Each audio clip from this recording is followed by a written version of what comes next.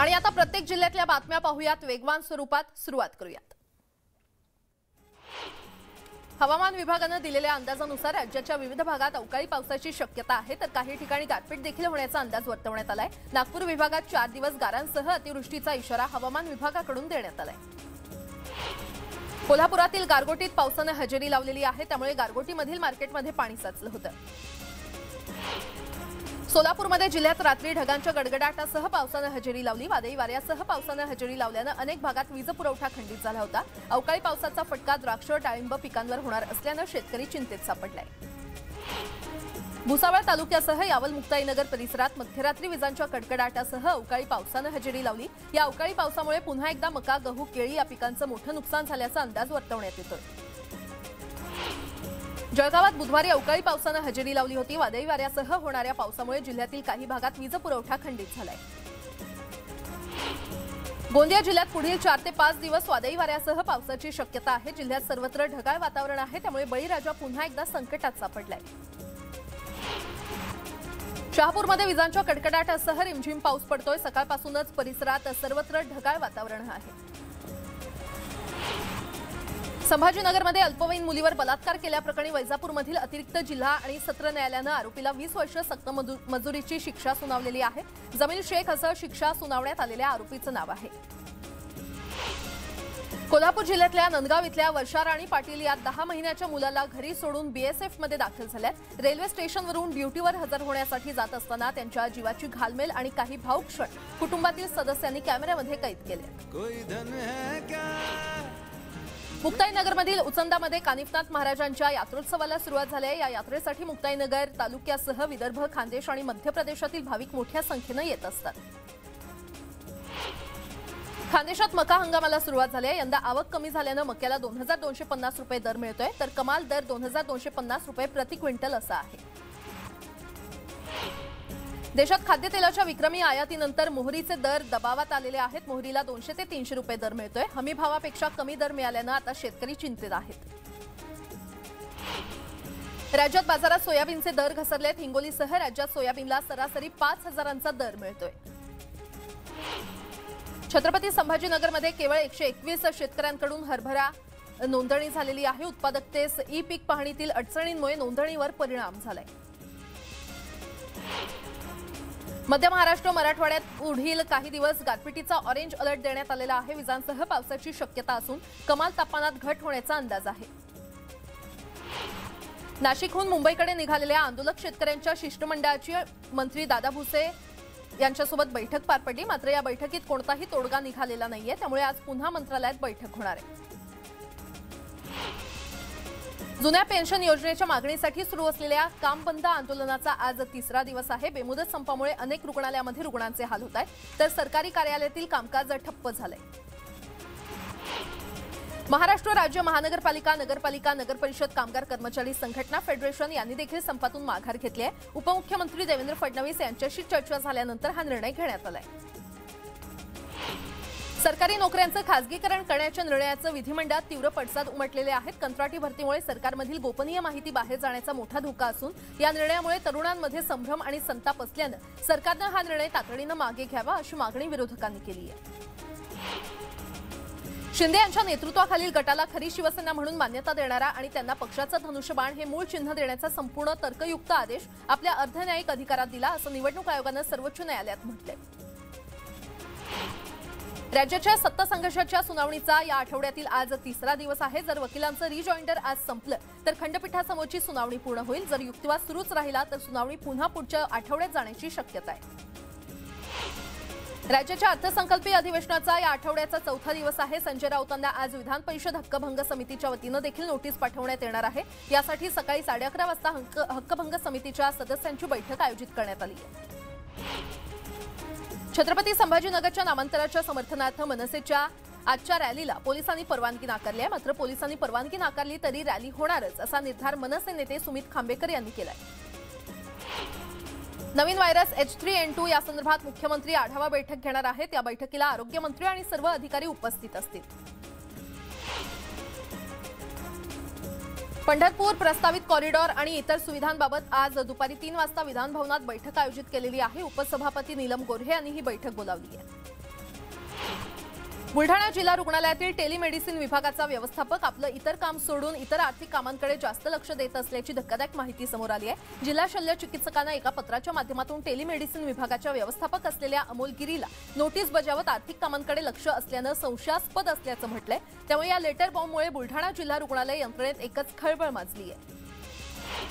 खुनाच्या 10 गुन्ह्यासह सुशिक्षित तरुणाच्या हत्येस सहभागी असलेल्या जहाल माओवाद्याला गडचिरोली पोलिसांनी अटक केली आहे। प्रकाश उर्फ आडवे मुरे असं त्या माओवाद्याचं नाव आहे।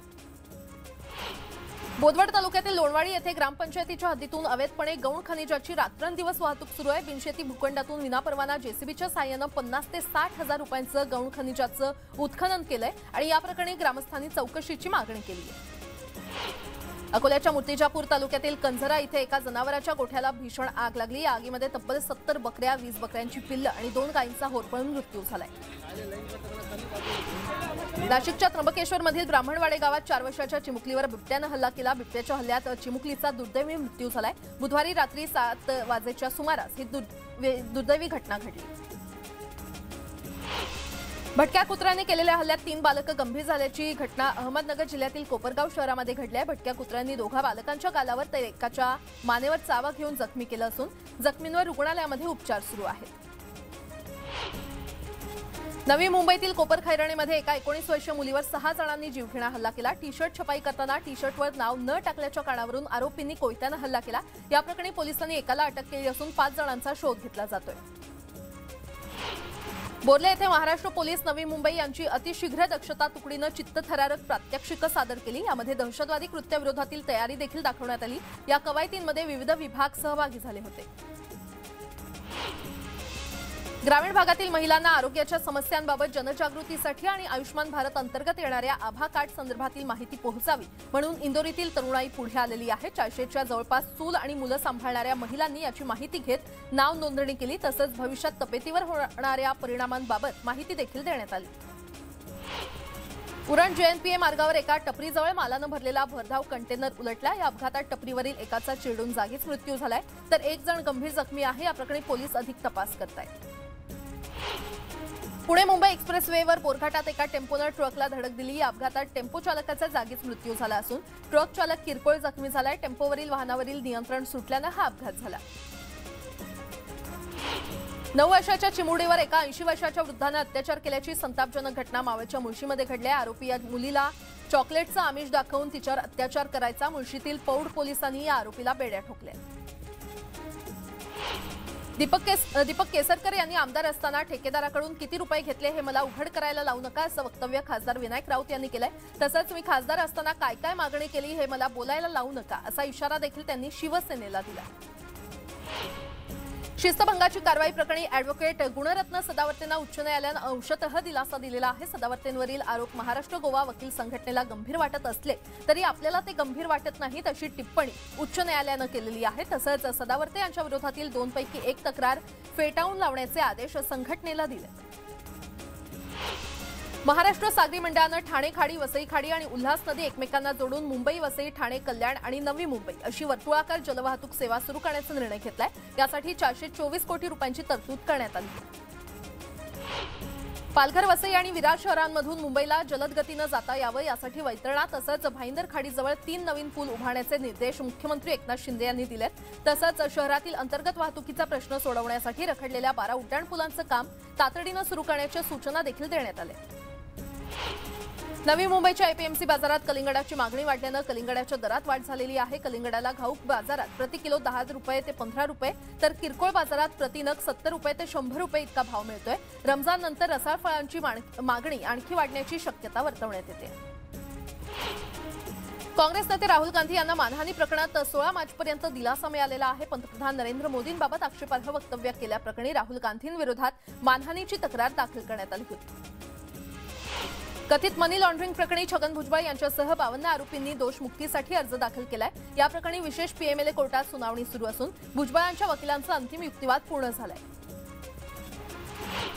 कोरोनाच्या काळात कोरोनामुळे मृत्यू झालेल्यांच्या नातेवाईकांना आर्थिक मदत जाहीर करण्यात आली होती। मात्र अद्यापही रक्कम मिळालेली नाही आणि त्याबाबत विचारणा केली असता ऑनलाईन अर्ज मागवत आहोत असं उत्तर दिलं जातंय। या प्रकरणी हायकोर्टात जनहित याचिका दाखल करण्यात आली असून त्यावर आज सुनावणी होणार आहे। नाशिकमधील शिवसेनेचे आमदार सुहास कांदे यांचं राज्यसभा निवडणुकीतील मत रद्द केल्याप्रकरणी त्यांनी मुंबई उच्च न्यायालयात याचिका दाखल केली आहे। केंद्रीय निवडणूक आयोगाने दिलेले आदेश रद्द करण्याची मागणी या याचिकेतून करण्यात आली असून या याचिकेवर आज सुनावणी होणार आहे।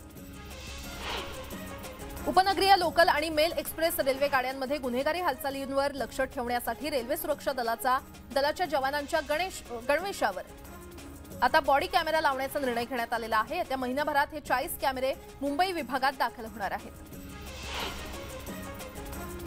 मुंबईत व्हायरसचा धोका दिवसेंदिवस वाढतोय। मुंबईमध्ये सध्या H3N2 व्हायरसचा संसर्ग झालेले 11 रुग्ण आढळलेले आहेत। वाढती रुग्णसंख्या लक्षात घेता कस्तुरबामध्ये 10 बेडचा आयसोलेशन वॉर्ड देखील तयार करण्यात आलाय। एकीकडे राज्यात दोन H3N2 विषाणू बाधित रुग्णांचा मृत्यू होत असताना आरोग्यमंत्री तानाजी सावंत मात्र H3N2 मृत्यू होत नसल्याचं सांगतात। सकाळी H3N2 इन्फ्लुएन्झाचा धोका नसल्याचं सांगायचं आणि संध्याकाळी सभागृहात दोघांचा मृत्यू झाल्याची माहिती द्यायची, अशा दोन टोकाच्या विधानांमुळे आरोग्यमंत्री तानाजी सावंत पुन्हा एकदा चर्चेत आले। 2024 मधील जानेवारीच्या तिसऱ्या आठवड्यात मंदिराचं काम पूर्ण होऊन भगवान रामाची प्रतिष्ठापना होणार असल्याची माहिती श्रीराम जन्मभूमी ट्रस्टचे कोषाध्यक्ष गोविंद देवगिरी महाराज यांनी दिली आहे। त्यामुळे आता भाविकांना दर्शनासाठी मंदिर कधी खुलं होणार याची प्रतीक्षा अखेर संपलेली आहे। अर्नाळा किल्ल्यातील जेट्टी मंजूर होऊन काम अर्धवट असल्यानं सुरक्षेचा प्रश्न ऐरणीवर आलेला आहे। अर्नाळा जेट्टीचं कामही सध्या बंद पडलंय। खारघरमध्ये संत धन निरंकार यांच्या सत्संगाचं आयोजन करण्यात आलं असून यामध्ये लाखोंच्या संख्येनं भक्त सामील झाले। अंबरनाथ तालुक्यातील बोहनली गावांमधील शेतकऱ्यांना जमिनीचा मोबदला न देता शेतकऱ्यांच्या जागेत खोदकाम सुरू करण्यात आल्याचा प्रकार समोर आलाय। या गावातील काही शेतकऱ्यांच्या जागेतून ऊर्जा पारेषणची विद्युत वाहिनी जाते। कोल्हापूरमध्ये तरुणाच्या त्रासाला कंटाळून तरुणीनं आत्महत्या केल्याची घटना बोंद्रे नगर इथे घडलेली आहे। आत्महत्येपूर्वी या तरुणीनं लिहिलेल्या चिठ्ठीत तरुणाला फाशी द्या, त्याला सोडू नका असं लिहिलंय।